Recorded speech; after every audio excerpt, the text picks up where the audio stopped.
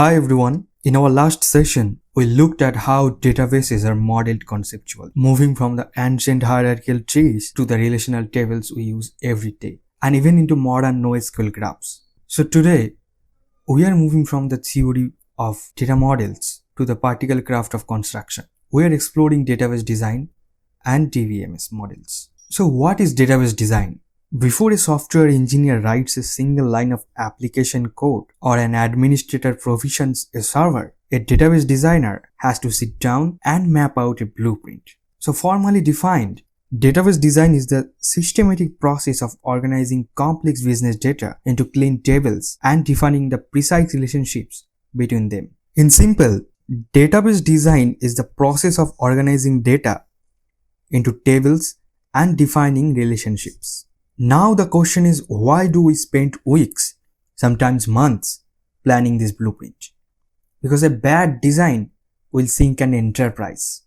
So our goals are absolute, like reduce redundancy, improve efficiency, and maintain consistency. Here, reduce redundancy means stop storing the same piece of data in 5 different places. And improve efficiency means ensure queries execute in milliseconds, not in minutes. And maintain consistency is to prevent the data corruption so that when a user updates their profile picture, it updates everywhere across the platform seamlessly. Now let's look at the two fundamentally opposing philosophies engineers use to kickstart this design process. When we approach a brand new database project, you generally look at the world through one of two lenses: top-down approach and bottom-up approach.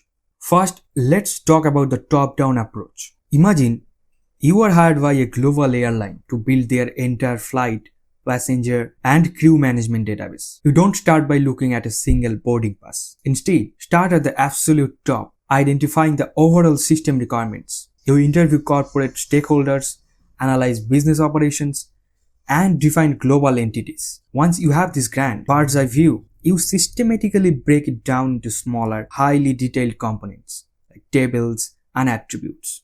So top-down approach is suitable for large systems. Large systems like large complex enterprise systems where a holistic unified vision is critical from day one. And now let's flip that upside down.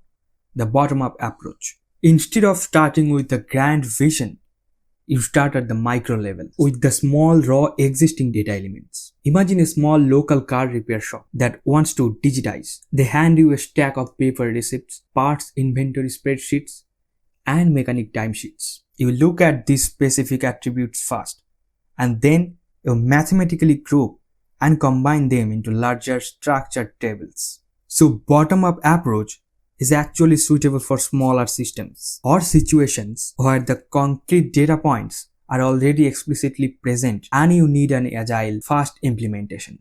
So whether you choose top-down or bottom-up, you eventually need a visual language to draw the blueprint. For that, we turn to the industry standard. So to turn real-world requirements into database structures, we use the entity relationship model. This was specifically developed to bridge the gap between human business logic and technical database implementation. So this entity relationship or ER model relies on 3 core components. First is entity, second is attribute, and third is relationship. Think of them as the grammar of your database. The entity. This is a real-world object, place, or concept that is completely distinguishable from others. In our database grammar, this is the noun. Examples are student, employees, and products. And the second is attribute. These are the specific traits or characteristics that describes your entity. As an example, for a student entity, the attributes would be the student ID, first name, and email.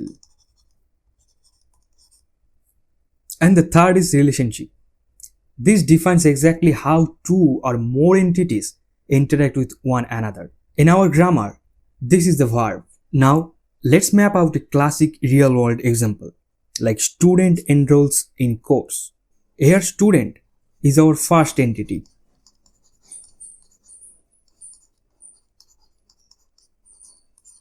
And the course is our second entity.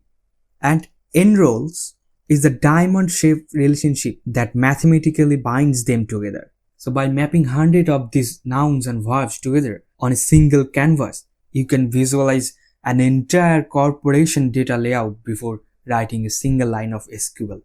Now, let's say you have sketched your year model or you have gathered your bottom-up data. How do you guarantee that your tables are not a chaotic, disorganized mess? You put them through a rigorous mathematical process called normalization. So normalization is the process of structurally organizing data to drastically reduce redundancy and eliminate dangerous data anomalies. So our core objectives are to remove duplicate data and improve integrity. We achieve this by passing our tables through a series of structural filters called normal forms. Now let's walk through the 4 most critical stages you must master. The first one is the first normal form or 1NF. So to get your database into 1NF, you must enforce a fundamental rule like no repeating groups and atomic values only. So the word atomic comes from atom, meaning indivisible. Imagine a table of users and the phone number column. Someone types 555 1 2 3 4 5 6 7 3 4 9. Stop right there, because you have violated 1F, because that cell contains a list, not a single atomic value. To satisfy 1F, every single row and column intersection must contain exactly one indivisible value. No arrays, no comma separated list allowed. And then second normal form or 2NF. So for this, your table must meet 2 criteria. It must already be completely in 1NF, and the second one is it must contain no partial dependency. This rule primarily applies when you are using a composite primary key, which is primary key made up of 2 or more columns combined together to form a unique identifier. A partial dependency occurs when a non-key attribute relies on only part of that primary key instead of the whole thing. I have an example for you. If your key is product ID and employee ID,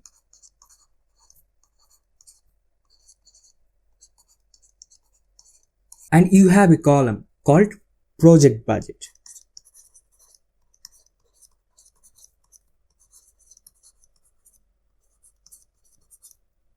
so that budget only depends on the product ID, not the employee ID. This is a partial dependency.